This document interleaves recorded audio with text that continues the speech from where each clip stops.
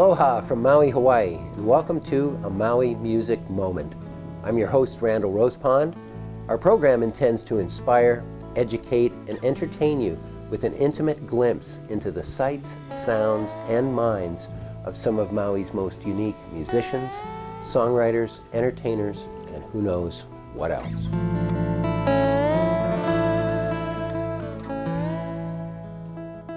Welcome to another episode of A Maui Music Moment. My special guest today, besides releasing an impeccable solo CD and having a vibrant live recording with the Met Band, this gentleman has recorded with Bette Midler, Blue Oyster Cult, Chaka Khan. He's toured with Dr. John, Carly Simon, James Taylor.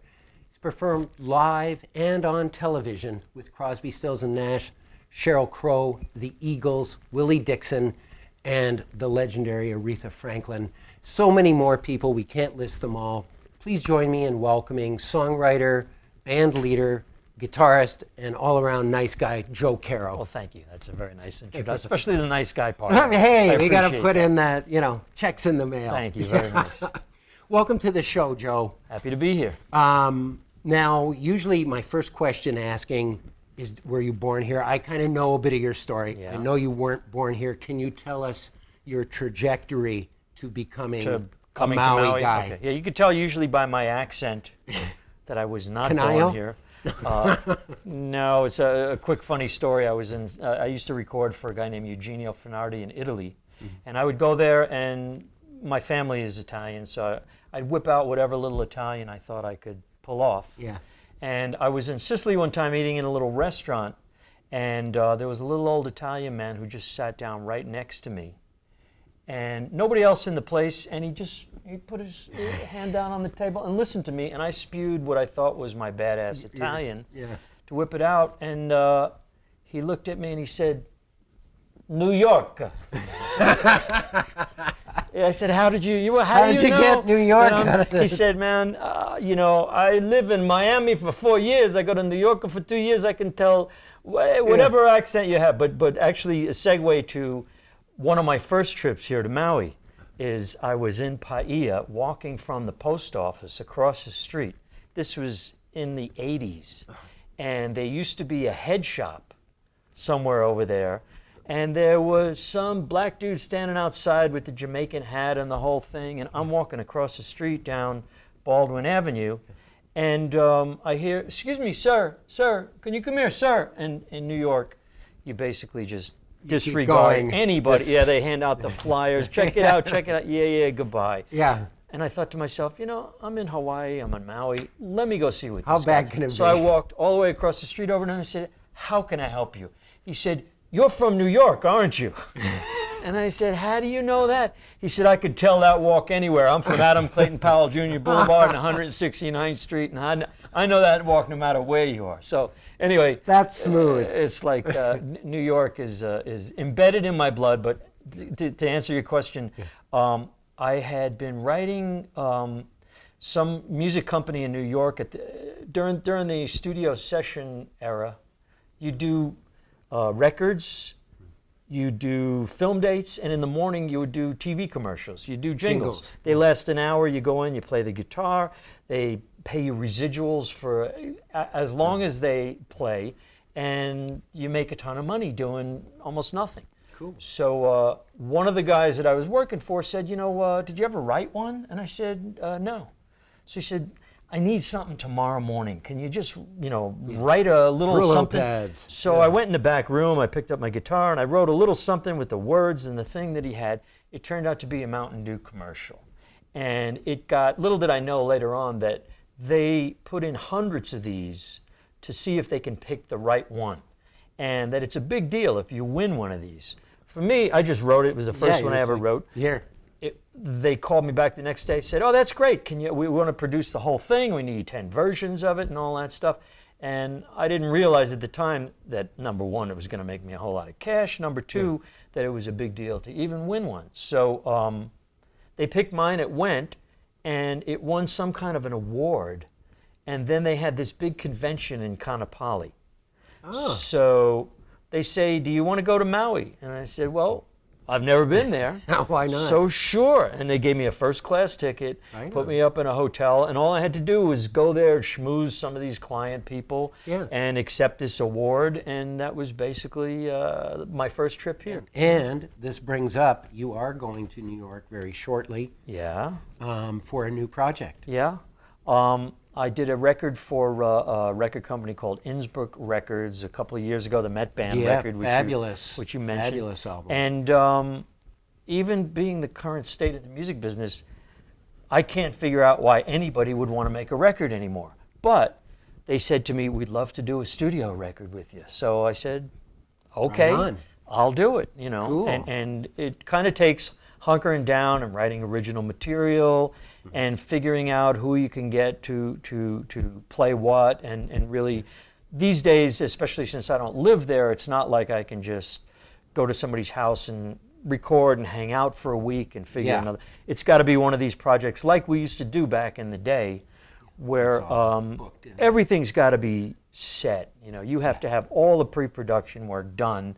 And the guys actually read charts, because all the guys that I got playing on it are all the crack New York session musicians. So it's not like a band record where everybody sits around and figures out what song we're going to play and how long we're going to play it.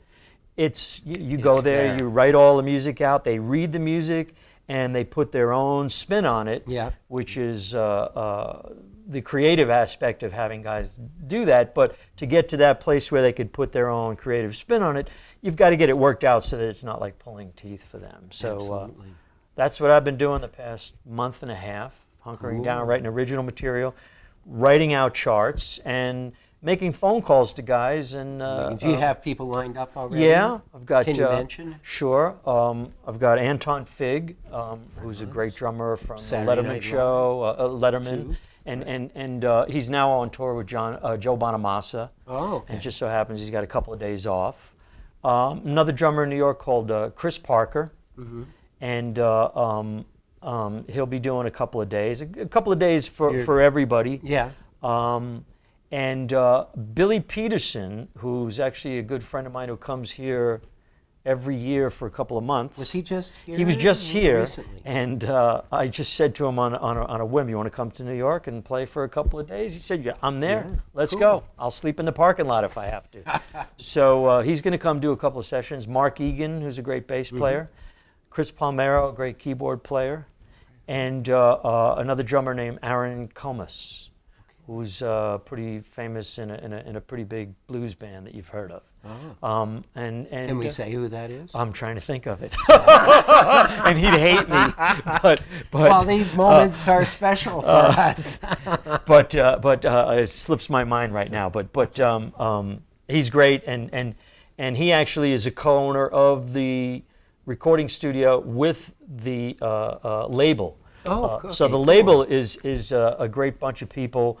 Roman Clune and his wife Maria. They are the label. Innsbruck. And and he is a recording engineer, and she's a music biz attorney. Oh. And you know what you have right now in the music business, as everybody knows, it's just it's in dire straits. And if you're involved in it to any capacity these days, you're not in it for the money.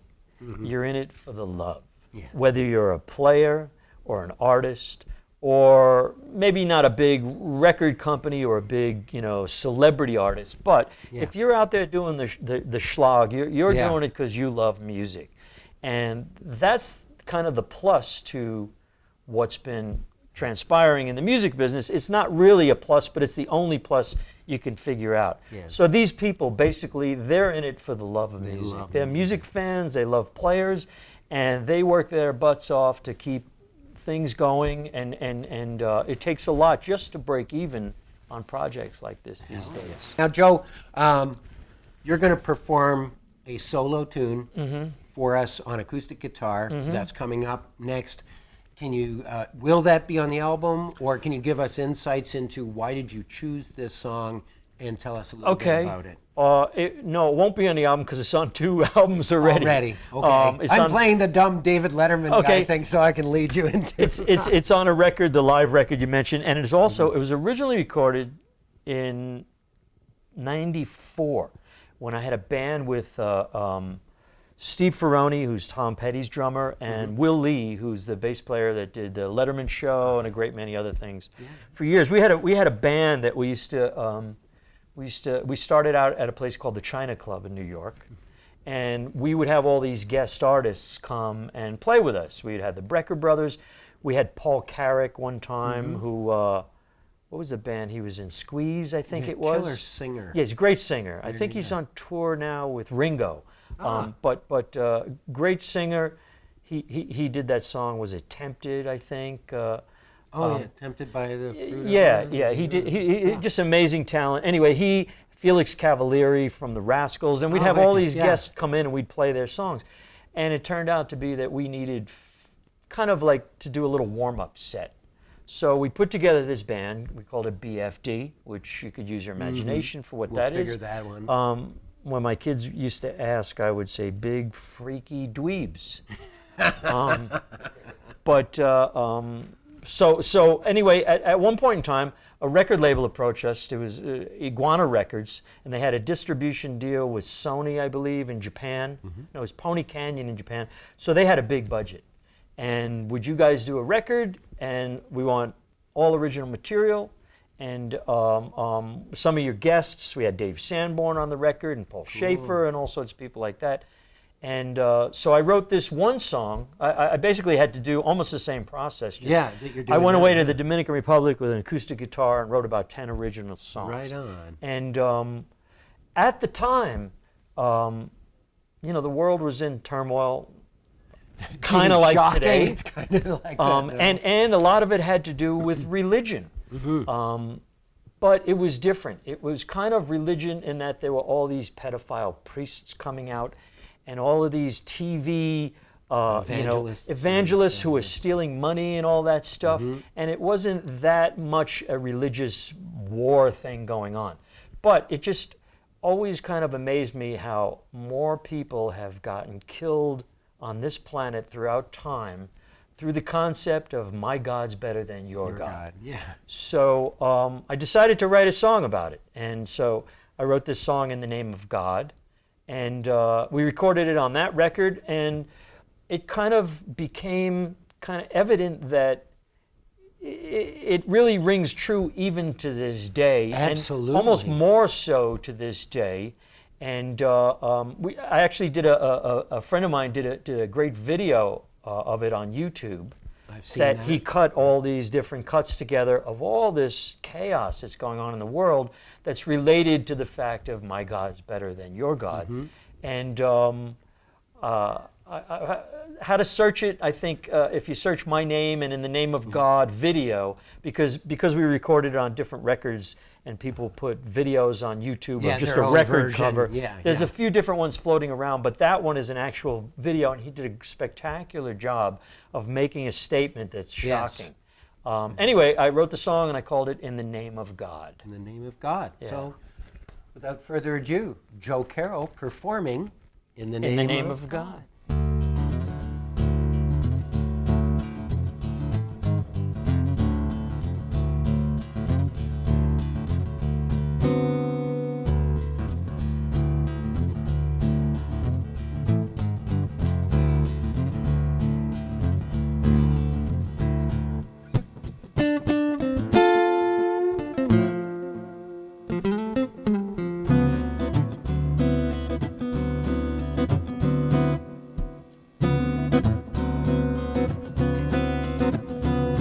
You don't have to pay your taxes, no need to share.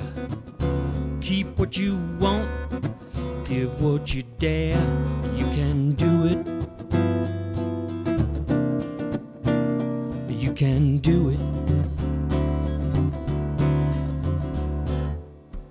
Steal all their money right there on TV. If you go to jail, in no time you're free. You can do it. You can do it. When you do it, just do it in the name of God.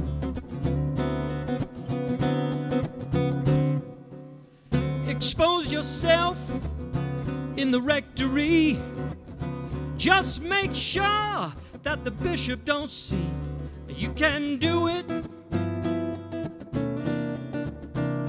You can do it.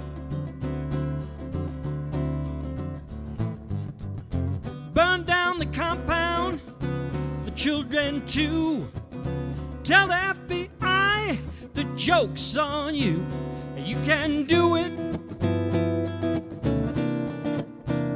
You can do it.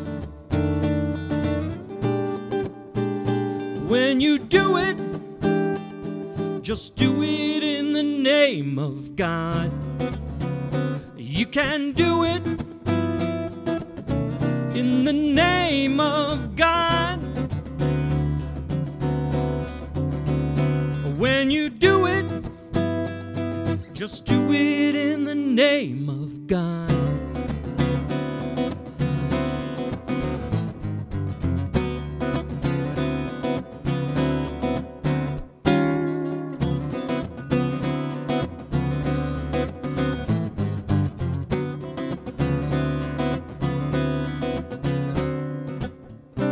Ethnic cleansing, an internal affair. Wipe out a sect, the world don't care. Stuff all your pockets in poor people's cash. Just make sure they don't find your stash. You can do it in the name of God. When you do it, just do it in the name of God. You can do it in the name of God. When you do it, just do it in the name of God.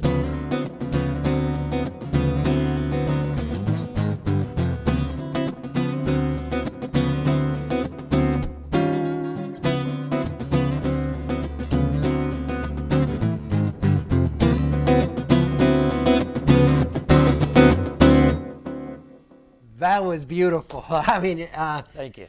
I know your song. You know, I'm like I said, I'm playing the David Letterman part of. So what is that song called again? Well, that's okay. He did a pretty good job. With it. In the name of God, and poignant to this day. Unfortunately. Yes. Maybe one day I'll stop playing that song, and I'd be happy to stop playing it. Wouldn't it if be the a great world day? were finally at peace, but I don't think that'll happen in my lifetime. We're working on it. Yeah. You know. Well, hopefully. It's funny, it's turned into one of those pseudo-spiritual days for us all here at a Maui Music Moment, because Carl and I had a very spiritual talk before you showed up. Oh, well, sorry, I missed recording, that, and since I'm such I know, a spiritual person. Well, and You can tell by that song how Well, spiritual I am. Hey, it's funny though that, you know, religion and spirituality are kind of Two these different two things. different I agree things. wholeheartedly. Yeah. And no, we won't get into that whole thing, but you're gonna honor me with your presence on one of my tunes. It's called The Awareness of Narcissus, and it takes in a little bit of those thoughts as well. Fantastic. And here we go.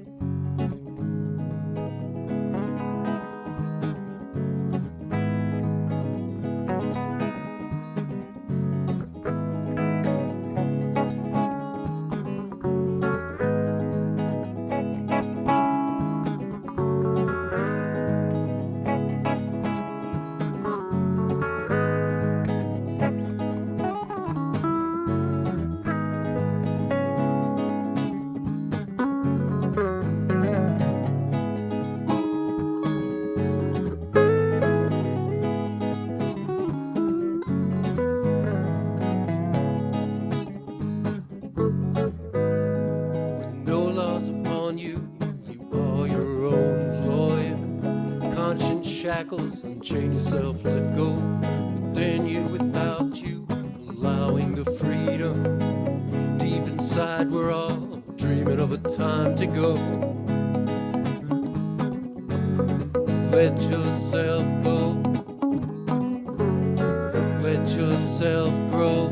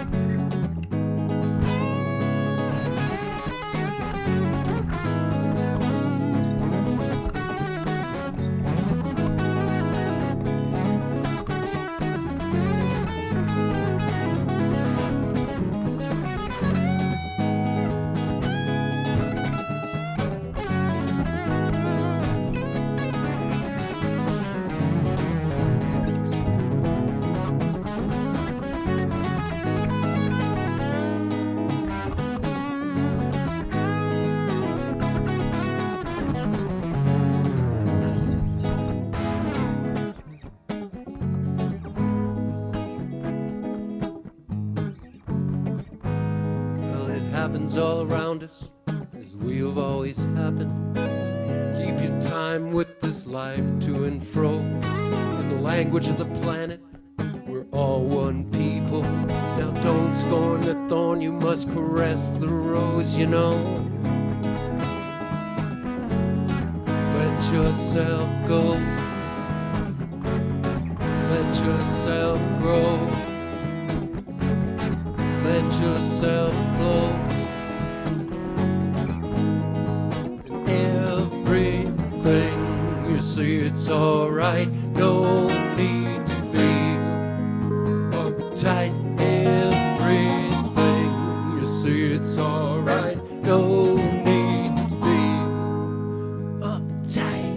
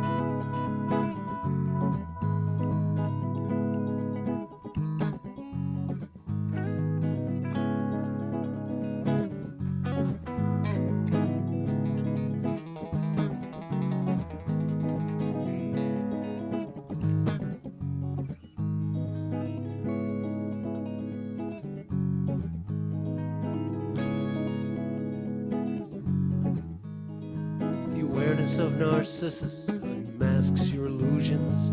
Appreciate the wait as you hold the goal.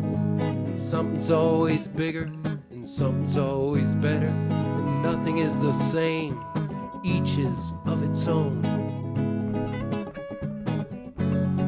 Let yourself go.